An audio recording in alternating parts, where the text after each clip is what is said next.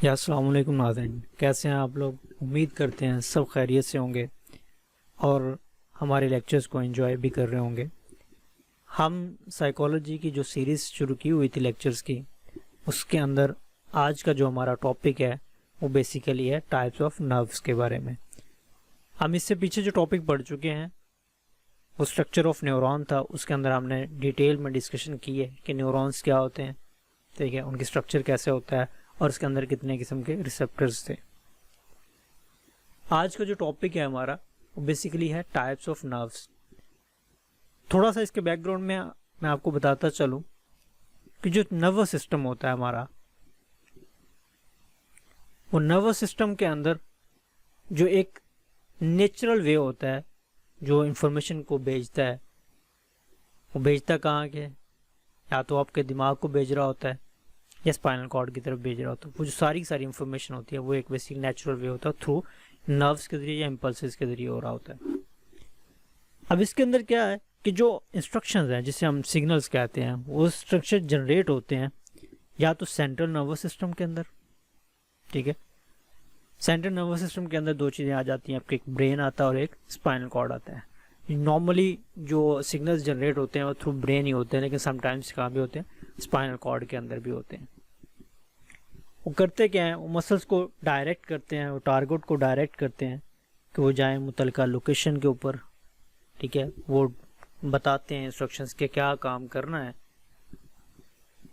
तो वो जो डायरेक्ट जो टारगेट होता है हमारा, फॉर एग्जाम्पल जिस मकसद के लिए वो इंस्ट्रक्शंस भेजी गई हैं, जिस पैगाम को भेजा जा रहा है आपकी बॉडी के अंदर, वो क्या हो सकते हैं, मैक्सिमम आपके लिम्स हो सकते हैं, इंटरनल ऑर्गन्स हो सकते हैं। उनको कहा जा सकता है कि वो कुछ करें, ठीक है, टू डू समथिंग। कुछ भी हो सकता है, कोई भी पैगाम हो सकता है इस चीज़ के बारे में। कुछ भी आपने करना हो सकता है, चलना हो सकता है, बोलना हो सकता है, सुनना हो सकता है। ये सारे क्या है, इंस्ट्रक्शंस होते हैं आपके ब्रेन की तरफ से, सिग्नल्स जनरेट हो रहे होते हैं। बदले में जो रिस्पॉन्सिव क्या होता है, रिस्पॉन्स के अंदर जब ये नर्व्स जो आपके इम्पल्सिस होती हैं, ये रिस्पॉन्स में आपको वो उस मुतलका ऑर्गन्स को, ठीक है, या मसल्स को जाके ऑर्डर देती है, देन वो फर्दर इस पे इम्प्लीमेंटेशन कर रहे होते हैं। वो क्या हो सकते हैं, ठीक है, फॉर एग्जांपल आपके बाइसेप्स के मसल्स हो सकते हैं, वो कॉन्ट्रैक्ट हो जाए, सिकुड़ जाए, ठीक है। आपके लेग्स के कुछ हेयर्स हैं, ठीक है, वो खड़े हो जाए, ठीक है। या फिर क्या हो सकता है,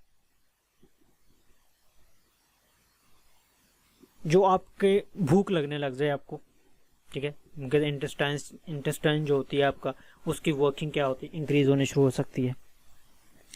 तो डिफरेंट नर्व्स का डिफरेंट तरीक़ेकार होता है, उनका अपना एक मुतलका एक फंक्शन होता है। बहुत सारे चीज़ें होती हैं, ये सारे जो इंस्ट्रक्शंस होती हैं, ये इलेक्ट्रोकेमिकल पल्सेस जनरेट होती हैं, जो कि ब्रेन से स्टार्ट होती हैं, आपके स्पाइनल कॉर्ड से थ्रू आउट।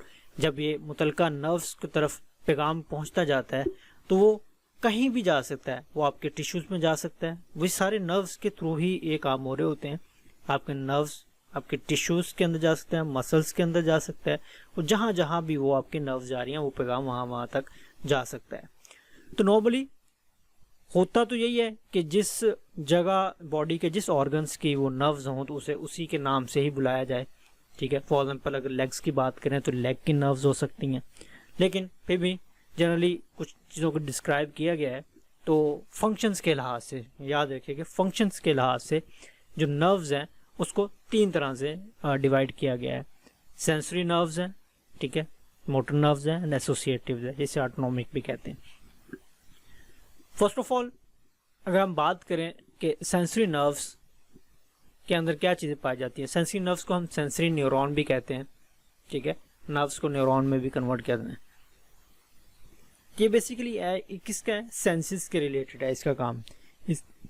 इसकी वर्किंग क्या है, सेंसेस जितने भी आपकी बॉडी सेंसर होते हैं ना, सबसे बड़ा बॉडी सेंसर आपका एक स्किन है, ठीक है। स्किन से ही आपका सारे का सारा जो भी आपने इसके अंदर एहसास होता है आपको, फॉर एग्जाम्पल पेन का हो सकता है, प्रेशर का हो सकता है, टेम्परेचर का हो सकता है, ये सारे के सारे इस तरह का, दर्द का, गर्मी, सर्दी, चुभन, इस चीज़ के सारे वो पैगाम है जो आपके स्किन के थ्रू कहाँ जा रहे होते हैं, आपके दिमाग को जाते हैं, ठीक है। इलेक्ट्रोकेमिकल पल्सेस, एसबी लहरों को इलेक्ट्रोकेमिकल पल्सेस कहते हैं, ये दिमाग से जाते हैं, ठीक है। हाँ, अगर इसके अंदर कुछ चीज़ डैमेज हो जाती है आपको, फॉर एग्जाम्पल कोई इसमें कोई मसला आ जाता है, तो ये सारी चीज़ें जिसको हम पैरालिसिस, अगर आप देख रहे हो पैरालिसिस जब इस बंदे को होता है तो उनको इन चीज़ों का एहसास नहीं रहता है, ठीक है। तो वो इसके अंदर आता है, सेंसरी नर्व्स के अंदर ये चीज़ नहायत इम्पॉर्टेंट है। दूसरी बात आ जाती है हमारे पास, जो दूसरी तरह के नर्व्स हैं वो उसे हम कहते हैं मोटर नर्व्स। मोटर नर्व्स को हम लोग मोटर न्यूरॉन्स भी कहते हैं और मोटो न्यूरॉन्स भी कहते हैं, ठीक है। अब इसके अंदर होता क्या है कि ये जो चीज़ें होती हैं ये आपके बहुत सारे जो वॉकिंग हो गई, टॉकिंग हो गई, ठीक है, ये सारे जो एक्चुअल मूवमेंट्स होती हैं आपके बॉडी के अंदर वो सारे के सारे इसको कर रहा होता है, ये मोटर न्यूरॉन्स आपके कर रहे होते हैं। ये सारे के सारे पैगाम आपको जाते हैं इरादी तौर पर। फॉर एग्जाम्पल आपने वॉकिंग करनी हो, आपने टॉकिंग करनी हो, जो वो चीज़ें जो आप इरादतन करते हैं, जिसके बारे में आपको आइडिया होता है कि आपने ये काम करना है, वो सारे के सारे क्या होते हैं, मोटर न्यूरॉन्स के अंदर शामिल होते हैं। थर्ड वन पे हमारे पास है एसोसिएटिव नर्व्स। एसोसिएटिव नर्व्स का बेसिकली जो काम है, जो फंक्शंस है, वो पिछली दोनों न्यूरॉन्स दोनों नर्व्स जो हमने पढ़ी है, सेंसरी और मोटर नर्व्स के दरमियान एक रिलेशनशिप कायम करना होता है। मसलन के दरमियान में एक ब्रिज का काम कर रहे होते हैं, दोनों को हेल्प आउट करने के लिए होता है। अब इसके अंदर भी कोई भी किस्म की जो भी आपने बात की या सुना है कि जितनी भी कम्युनिकेशन होती है वो नॉर्मली दो ही जगह से होती है, या तो स्पाइनल कॉर्ड से होती है या ब्रेन से होती है। स्पाइनल कॉर्ड को उर्दू में हराम मगज कहते हैं, ब्रेन का तो आपको पता दिमाग को कहते हैं। अब जितनी भी सेंसेस और मोटर न्यूरॉन्स, हिस्सी सेंसेस को बोलते हैं, हरकी मोटर को बोलते होते हैं। तो ये दोनों किस्म के जो नर्व्स होती हैं इन दोनों के सिरों पर वाक़ होते हैं।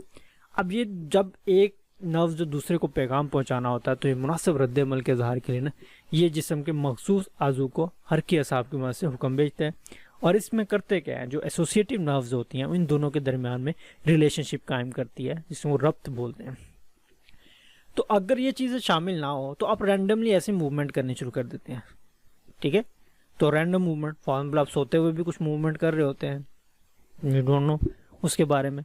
तो ये सारे किस वजह से हो रहे होते हैं, ये सारे बेसिकली इसी वजह से एसोसिएटेड नर्व्स के थ्रू हो रहे होते हैं।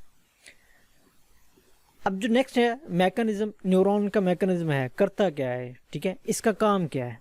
ये इसलिए होता है कि जितने भी आपके न्यूरॉन्स होते हैं, ठीक है, उनको खून की फराहमी को मुसलसल कंटिन्यूस कर रहा होता है। क्योंकि आपको पता होगा जिस पैल्सिस का अगर आपको एग्जांपल दूँ, पैल्सिस में क्या होता है, वो क्या होती है, नर्व्स जो होती हैं उनके अंदर खून का बहाव रुक जाता है, जिसकी वजह से वो डेड हो जाती हैं, ठीक है। तो इसलिए कि उन वर्किंग करने के लिए, एक प्रॉपर वर्किंग करने के लिए ज़रूरी होता है कि जो ब्लड सर्कुलेशन है आपकी वो कंटिन्यू रहे। हम पंजाबी में कहते हैं ना हमारी टांग सो गई है, ठीक है, वो वक्ती तौर पर ये होता है कि वो प्रेस हो जाती है वो वेन्स उस तरफ की जिसको खून जा नहीं रहा होता, इसलिए आपको उसका एहसास नहीं रहता है, ठीक है। और जैसे ही आप उस कहते हैं हिलाते हैं टांग को तो आपके सर्कुलेशन, जो ब्लड सर्कुलेशन होती है वो ईजी हो जाती है, जिसकी वजह से वो फिर दोबारा वर्किंग में आ जाती है, खून की फराहमी जो होती है बहाल हो जाती है, फिर वो दोबारा काम क्या एग्जैक्ट काम शुरू कर रहे होते हैं, ठीक है। तो ये था इसके मैकेनिज्म होती है। इसमें आप पैल्सिस वाला केस भी आप देख सकते हैं, और दूसरा जो मैंने आपको बताया कि जो सुन्न हो जाता है, ठीक है, बेहिस हो जाता है, ये दोनों एग्जांपल इसके अंदर आप फिट कर सकते हैं इसके अंदर। आज तक के लिए बस इतना ही, अपनी दुआओं में याद रखिएगा। अल्लाह हाफिज़।